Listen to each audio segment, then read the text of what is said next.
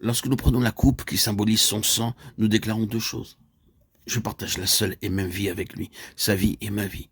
Et cela s'est accompli par une alliance en son sang. Telle est la signification profonde de la table du Seigneur. Est-ce là ce que nous déclarons chaque fois où nous nous approchons d'elle? C'est l'épouse qui dit « Je demeure dans l'alliance, je suis un avec mon Seigneur ». Nous chantons souvent « Jésus mon berger, mon époux, mon ami » et c'est la nature de notre union avec lui. C'est là réellement ce que signifie être un chrétien. Puisse notre christianisme être délivré de tout ce qui serait moindre que cela.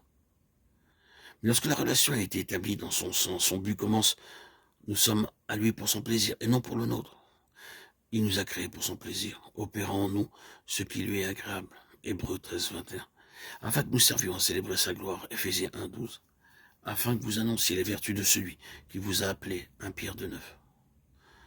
Cela embrasse la vie chrétienne. C'est pourquoi il nous a attirés par les liens de son amour, et c'est la raison de notre union avec Christ, que nous soyons son plaisir, qu'il trouve son plaisir en nous.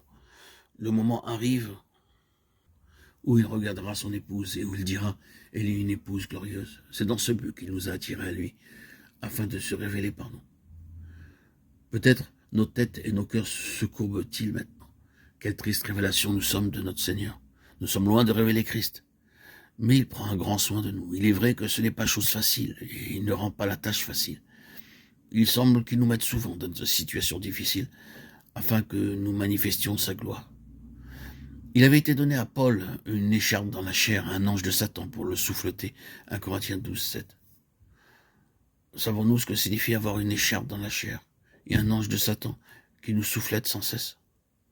Paul nous dit qu'il a apporté cela 3 fois au Seigneur. Mais je pense qu'il a voulu dire « J'ai prié le Seigneur d'enlever cette écharde encore, encore et encore. J'ai supplié le Seigneur d'enlever cette écharde et de détruire ce messager de Satan. Mais il m'a dit « Ma grâce te suffit, car ma force accomplie dans la faiblesse. » 2 Corinthiens 12, 9. C'est une étrange souveraineté et une étrange providence de Dieu.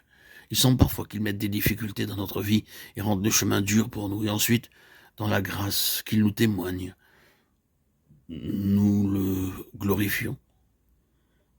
Personne ne sait ce qu'était l'écharpe de Paul. Beaucoup de chrétiens le soupçonnent et d'autres pensent le savoir. Mais je ne pense pas que personne puisse le comprendre. C'est évidemment quelque chose que l'on pouvait remarquer en disant « Oh, Paul est très éprouvé par cela. Je suis heureux de ce que le Seigneur ne m'ait pas appelé à suivre un chemin aussi dur. Ce pauvre homme doit connaître ce qu'est la souffrance.